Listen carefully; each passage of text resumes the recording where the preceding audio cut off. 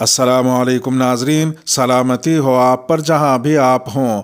Calendar پر آج تاریخ ہے 13 رجب المرجب، انگریزی تاریخ 15 فروری ہے۔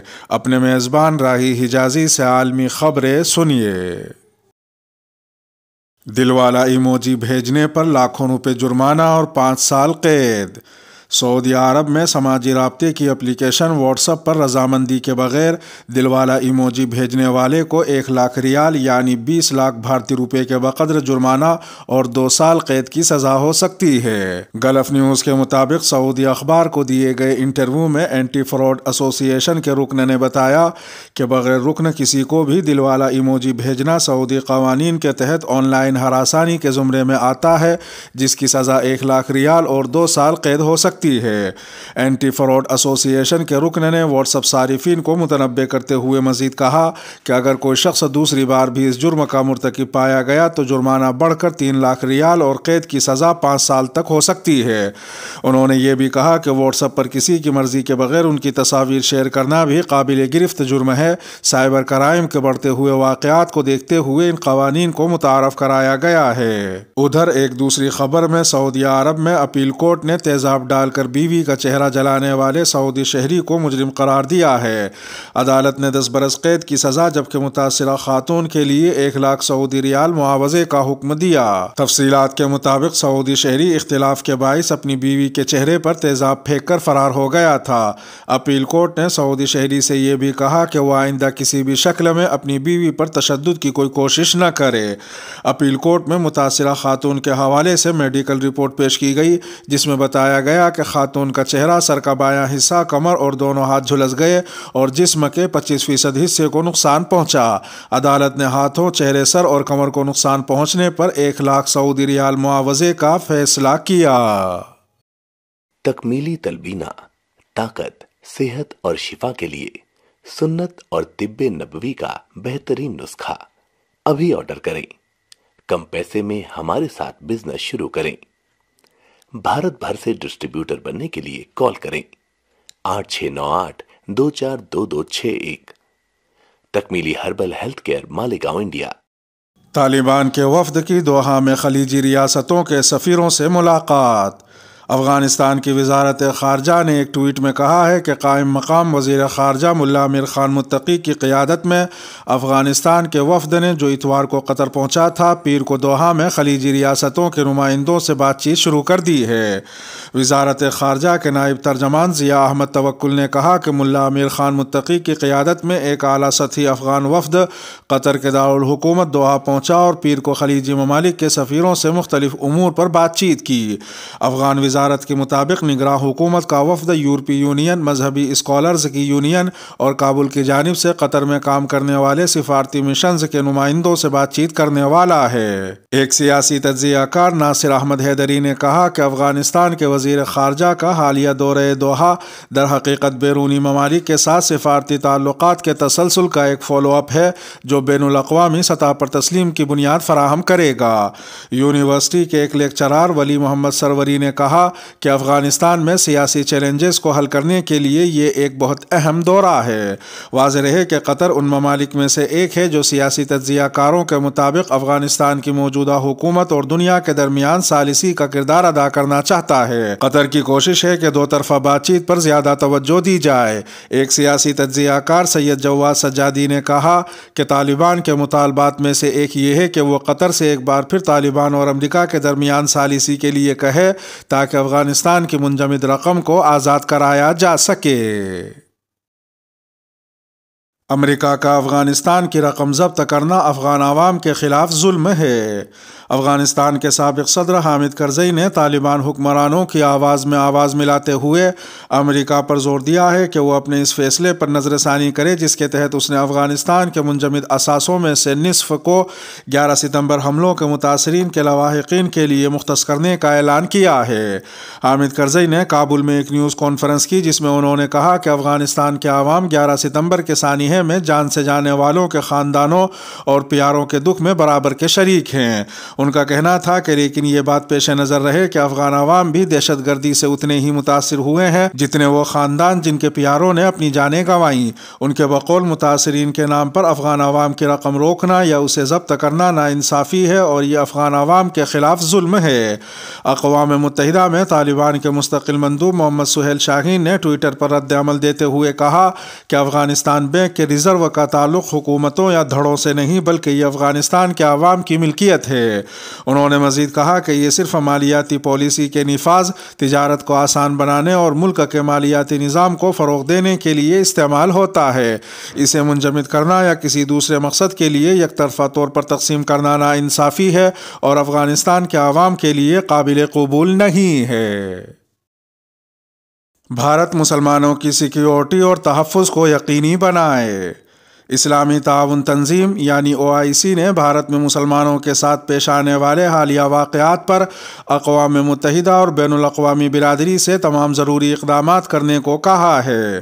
Social media website Twitter پر پیر کو ایک ٹویٹ میں کہا گیا کہ اسلامی تعاون تنظیم کے جنرل سیکریٹریٹ نے بھارت کی ریاست اتراکھنڈ میں ہندوتو کی جانب سے مسلمانوں کی نسل کشی کے سرعام اعلانات، سوشل میڈیا پر مسلمان خواتین کو ہراساں کیے جانے کے مبینہ واقعات کے ساتھ ساتھ ریاست کرناٹک میں مسلم خواتین کے حجاب پہننے پر پابندی لگائے جانے پر شدید تشویش کا اظہار کیا ہے۔ ٹویٹ میں کہا گیا ہے کہ OIC کے جنرل سیکریٹریٹ نے بین الاقوامی برادری، خاص طور پر اقوام متحدہ کی انسانی حقوق کونسل سے اس حوالے سے ضروری اقدامات کرنے کا مطالبہ کیا ہے۔ بیان میں مزید کہا گیا ہے کہ OIC کا جنرل سیکریٹریٹ ایک بار پھر بھارت سے مطالبہ کرتا ہے کہ وہ مسلمان برادری کے تحفظ اور سیکیورٹی کو یقینی بنائے اور تشدد و نفرت انگیز جرائم کرنے والوں کو انصاف کے کٹہرے میں لایا جائے۔ واضح رہے کہ اسلامی تعاون تنظیم کی جانب سے بیان ایک ایسے وقت میں آیا ہے جب بھارت میں گزشتہ چند ہفتوں سے مسلمان طالبات کے حجاب پہننے پر پابندی لگائی جانے کے بعد سے احتجاجی مظاہرے جاری ہیں۔ سعودی عرب ویلنٹائن ڈے مناتے ہیں لیکن مانتے نہیں۔ فروری کا آغاز ہوتے ہی سعودی عرب میں کپڑوں کے اسٹورز پر سرخ ملبوسات اب نمایاں کر کے رکھے جانے لگے ہیں۔ ویلنٹائن ڈے پر تحائف کی خریداری سعودی نوجوانوں میں عام ہو رہی ہے اور اس رجحان میں اضافہ بھی ہو رہا ہے، البتہ کہیں ویلنٹائن کا لفظ استعمال نہیں ہوتا۔ خبر رساں ادارے AFP کے مطابق دارالحکومت ریاض میں ایک شاپنگ مال میں کام کرنے والی سیلز پرسن نے نام ظاہر نہ کرنے کی شرط پر بتایا کہ انتظامیہ نے ہمیں سرخ ملبوسات اور زیر جاموں کو ڈسپلے ونڈوز پر سجانے کی ہدایت کی تھی۔ واضح رہے کہ سعودی عرب کو اسلام پسند ریاست قرار دیا جاتا تھا جہاں صرف اسلامی اور قومی تہوار ہی منائے جاتے ہیں۔ اب سرخ ملبوسات کی نمائش سعودی عرب میں آنے والی تبدیلیوں کا پتہ دیتی ہے۔ اس سے قبل سعودی عرب میں مذہبی پولیس ویلنٹائن ڈے کے تحائف کی فروخت کرنے اور 14 فروری کو سرخ لباس پہننے والوں کے خلاف کارروائی کرتی تھی۔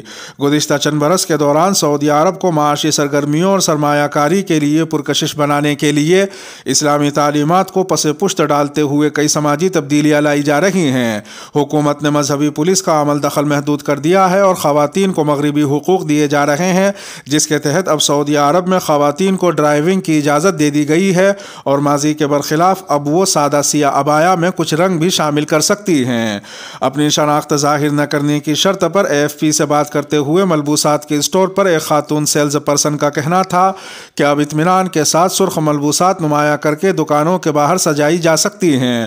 انہوں نے یہ بھی کہا کہ ویلنٹائن ڈے کے موقع پر کئی گاہک سرخ ملبوسات طلب کرتے ہیں۔ اس دوران قیمتوں میں رعایت بھی دی جاتی ہے، البتہ اسے ویلنٹائن ڈے کے لیے خصوصی پیشکش کا نام نہیں دیا جاتا۔ ایک اور سیلز ویمن خلود نے اپنا پورا نام ظاہر نہ کرنے کی شرط پر AFP کو بتایا کہ پہلے لوگ ویلنٹائن ڈے نہیں مناتے تھے لیکن اب منانے لگے ہیں۔ ان کا کہنا تھا کہ ان دنوں میں سرخ ملبوسات کی مانگ بڑھ جاتی ہے اور ان کی فروخت پر بھاری منافع ہونے لگا ہے۔ ریمال قحطانی نامی 22 سالہ خریدار کا کہنا تھا کہ سعودی سوسائٹی بتدریج ویلنٹائن ڈے کو تسلیم کر رہی ہے، البتہ ابھی تک اس کا نام نہیں لیا جاتا ہے۔ ان کا کہنا تھا کہ یہ دن خاموشی سے کیفے یا ہوٹلوں میں منایا جاتا ہے۔ امید ہے کہ آنے والے برسوں میں اس دن کو مزید توجہ حاصل ہوگی۔ اور اب وقت ہے تکمیلی تلبینہ انعامی سوال کا۔ آج کا تکمیلی تلبینہ انعامی سوال ہے: اسلامی ملکوں کی تنظیم OIC کو اردو میں کیا بولا جاتا ہے؟ ترک صدر رجب طیب اردوغان 2 روزہ دورے پر امارات پہنچ گئے۔ اماراتی نیوز ایجنسی نے کہا ہے کہ ترک صدر رجب طیب اردوغان 2 روزہ دورے پر متحدہ عرب امارات پہنچ گئے ہیں۔ گزشتہ روز متحدہ عرب امارات کے صدر کے سفارتی مشیر نے کہا تھا کہ ترک صدر کے دورے سے دونوں ممالک کے تعلقات میں ایک نئے باب کا آغاز ہوگا۔ علاوہ ازیں ابوظبی کے ولی عہد شیخ محمد ابن زائد نے ٹویٹ کیا کہ ترک صدر رجب طیب اردوغان کو ان کے دوسرے گھر امارات میں خوش آمدید کہتا ہوں۔ ہم نے دو طرفہ تعلقات مضبوط بنانے کے مواقع پر تبادلہ خیال کیا۔ دونوں باہمی تعلقات کو وسعت دینے اور جدید خطوط پر استوار کرنا چاہتے ہیں۔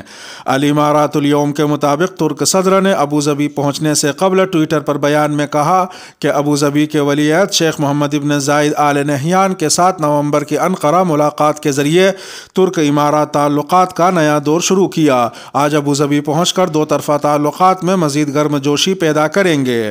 ترک صدر کا یہ بھی کہنا تھا کہ امارات اہم تجارتی شریک ہے۔ دونوں ملکوں کے درمیان تجارت کا حجم $8 ارب تک پہنچ گیا ہے۔ ان میں $5.5 ارب کا تعلق ترک برآمدات سے ہے۔ ادھر ایک دوسری خبر میں اسرائیل کے وزیر اعظم نفتالی بینٹ پیر کو بحرین کا دورہ کرنے والے ہیں، جو دونوں ممالک کے درمیان سفارتی تعلقات استوار ہونے کے بعد سے پہلا اعلیٰ سطح کا دورہ ہے۔ خبر رساں ادارے روئٹرز کے مطابق وزیر اعظم نفتالی بینٹ بحرین کے ولی عہد اور وزیر اعظم سلمان بن حماد الخلیفہ سے ملاقات کریں گے۔